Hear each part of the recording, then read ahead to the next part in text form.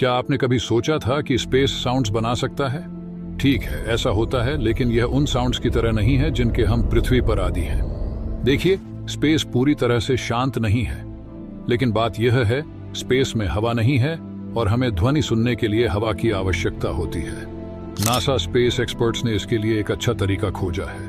उन्होंने स्पेस की कुछ साइलेंट साउंड्स को ऑडियो फाइलों में बदल दिया, जैसे कि स्पेस म्यूजिक बनाना। जुपिटर्स इलेक्ट्रोमैग्नेटिक वेव्स से आने वाली भयानक ट्यून्स या ब्लैक होल से आने वाली डरावनी गर्जन की कल्पना करें। यह ऐसा है जैसे स्पेस का अपना म्यूजिक कॉन्सर्ट हो और हमें उसे सुनने का मौका मिले।